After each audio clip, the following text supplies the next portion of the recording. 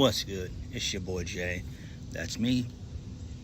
Let's dive into SmackDown for August the 25th, 2023.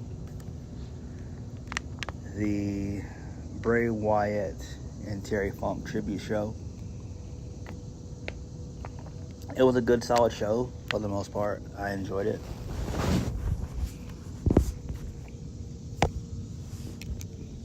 So let's go ahead and get right into it. We kicked the show off with Michael Cole. So he welcomes us to Friday Night Smackdown, and then we see the graphics of Bray Wyatt and Terry Funk on the big screen. And the entire WWE roster is standing, most of them looking emotional. We got to see a good glimpse of Eric Rowan and Braun Strowman, which was great. That was amazing. I love that. So Michael Cole says, tonight we honor the lives and legacy of both Bray Wyatt and Terry Funk. Cole says, these two incredible men touched us all with their work, passion, and spirit. And then we have a moment of silence and a 10-bell salute. So I love that. Not gonna hold you guys up. I teared up with that. I teared up with it. It was just super emotional. Just a very sad state of affairs.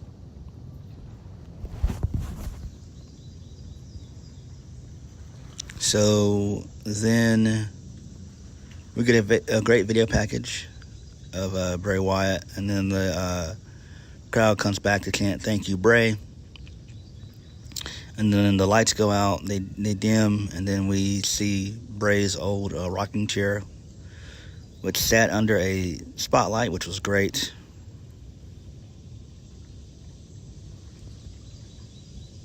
So then we see Twitter tributes to both Bray and Terry Funk. And then Michael Cole says on commentary, both Bray and Terry Funk wanted nothing more than to entertain the WWE universe. So now in honor of them, WWE is here to tonight to entertain. Great stuff there. Just love it. Really good shit there. Just excellent stuff. First match of the night, Rey Mysterio versus Grayson Waller. Towards the end of the match, Austin Theory comes out, tries to get involved, but he's met by Santos Escobar. And Rey gets the win via the frog splash for 1, 2, 3. So we might get the tag team of Grayson Waller and Austin Theory. And why not team them together? I think that would be fucking tremendous. They're both good athletes. And Grayson Waller could actually mold Austin Theory into something. Austin Theory is the future of WWE. Austin Theory, Grayson Waller, Brian Breaker, when he comes up to the main roster. These guys are going to be the future of WWE, for sure. Now, Grayson Waller is 32, but still, he's still fairly young, though. 32 is not old.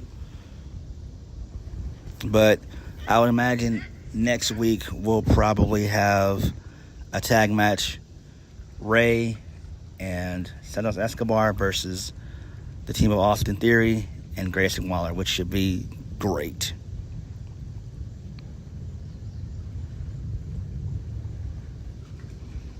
So then we get some more Bray Wyatt stuff. So we get some more Bray Wyatt promos as him being the leader of the Wyatt family. That was great. Then we see some more Twitter tributes to Bray Wyatt. Michael Cole talks about how Bray got to start in FCW.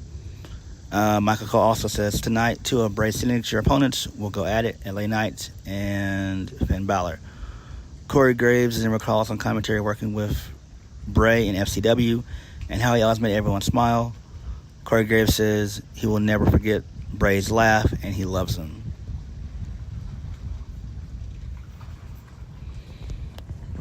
Okay, moving on. So, we see footage of how Zelina Vega defeated Io Sky twice earlier this summer, back in June, and I believe it was in July, I think. So we end up going backstage to Kayla Braxton, who's with Damage Control now. So Bayley insults the LWO and also insults Kayla Braxton, calls her short. Bayley also says Zelina's win over Io Sky were flukes. Bayley has big praise for Sky before they head out. So this leads us into Zelina Vega versus Io Sky for the WWE Women's World Championship. Really decent match here. Didn't last long. I think it went about close to 10 minutes. So Io Sky gets the win. There was one point in the match where Zelina Vega hit the Code Red, aka the Pop Rocks.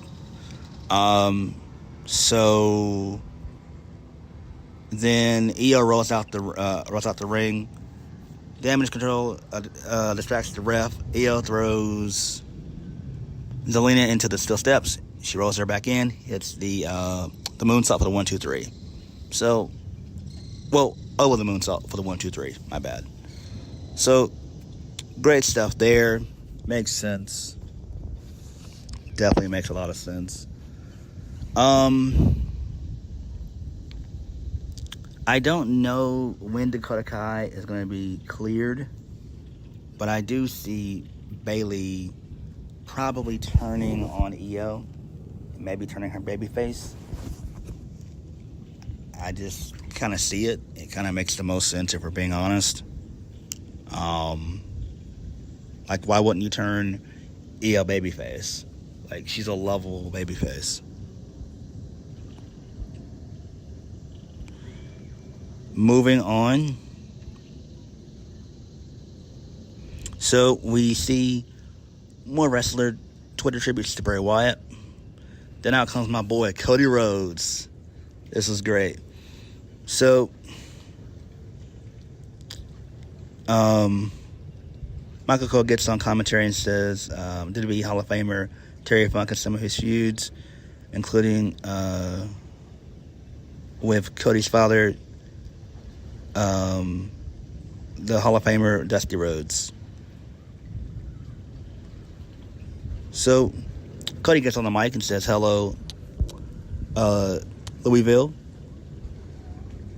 So Cody already knows what he wants to talk about tonight. He recalls traveling with his father at age 11 and hearing a man yell insults at Dusty while at an airport. The man called Dusty an edge-sucking dog, and then Cody asked Michael Cole if we could say that on Fox. Cody says he just did. That was great there. Cody recalls how the man had words with his grandmother next. Cody still could not see the man, but figured there was about to be an incident. Then he saw him, and it was the proprietor of the Double Cross Ranch, Terry Funk.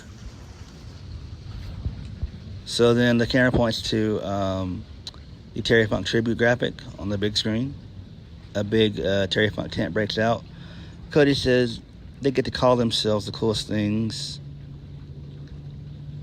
They get to call themselves WWE superstars, wrestlers.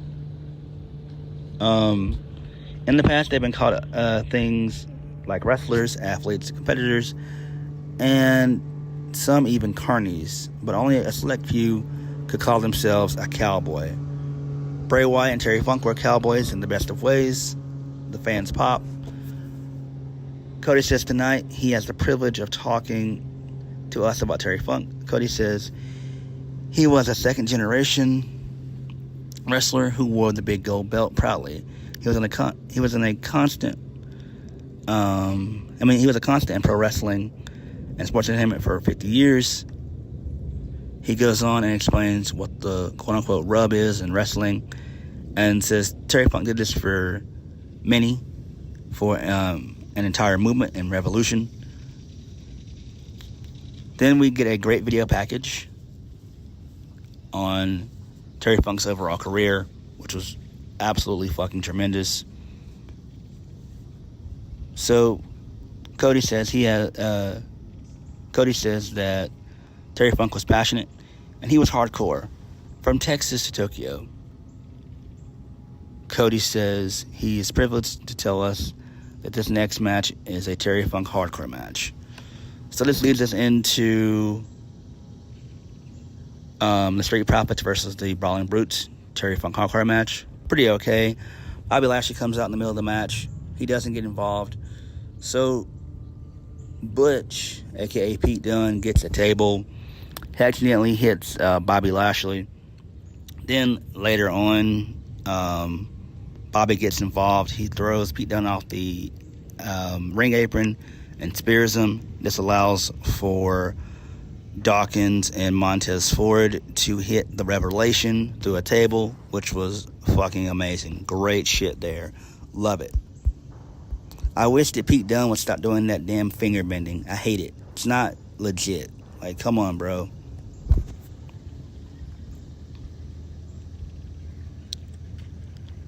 So then post-match, Bobby Lashley and the Street Profits, they celebrate on the stage.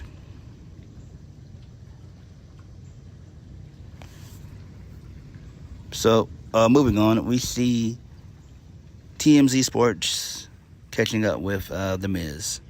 So, they ask him about the rivalry with LA Knight. Miz says Knight is nothing more than a fad like MySpace or Napster. And if LA Knight keeps talking disrespectful the way he has been, he won't make it to WrestleMania. Really good stuff there. So, LA Knight gets on the mic, and he says he'll get to the Miz in a second. But from what he can tell, tonight is about Bray Wyatt. So the fans pop. LA Knight says he saw everyone out in the crowd with their fireflies tonight, and it got him thinking back. LA Knight recalls how they say sometimes your greatest foes can be your greatest helpers. LA Knight says he'll be honest, he and Bray went through hell, and they did everything to each other. But through all of that, Bray was helping him with what was next.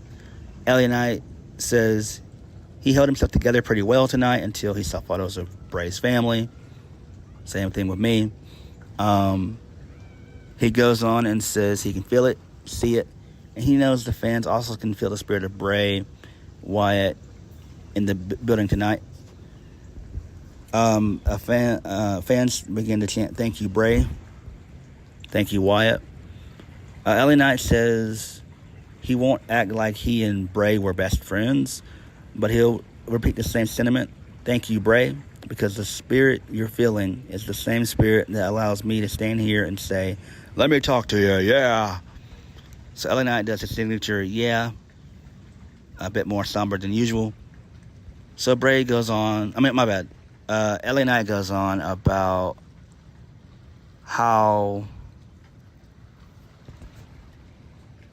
The Miz already has the same tired stuff to say, and he goes to TMZ with the same material every time.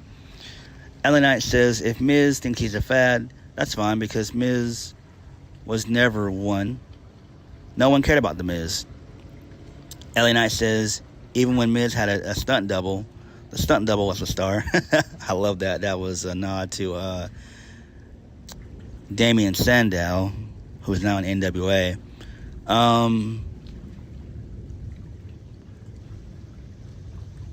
No, this was in reference to Alex Riley. My bad. My bad. So LA Knight says Miz was a background story for The Rock and John Cena, and if Miz is looking to end LA Knight, he'll have to wait because that's a long way away. LA Knight holds his finger in the air and holds it. LA Knight says one more thing. Miz, a wise man, once told me, next time you see me, run. And then we see Bray Wyatt's Extreme Rules return back in 2022.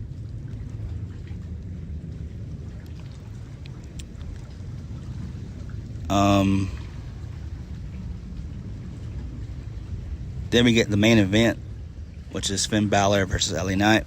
LA Knight gets the win via the blunt force trauma.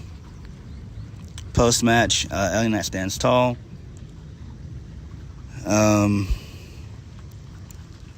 So he throws a yeah to the crowd. The lights go out. The Firefly light up. And then Bray's famous moth logo appears on the big screen. A lantern is shown in the ring, and there's also a silhouette of Bray Wyatt on display. And then fans chant, "Thank you, Bray," for a couple of moments. And then we get a close-up shot of the lantern as SmackDown goes off the air. And that was the show. So pretty good stuff there. Great stuff. I enjoyed it.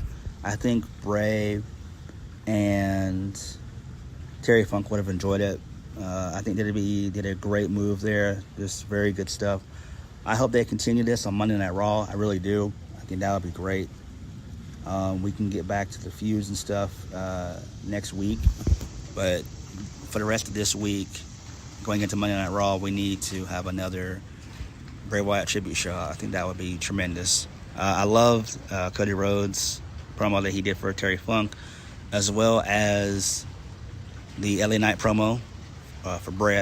I think that was great. So this was a very good episode of Friday Night Smackdown. I enjoyed it. Definitely still in shock with the passing of Bray and Terry Funk. So what did you guys think? Please hit the like button, comment down below, and subscribe for my videos.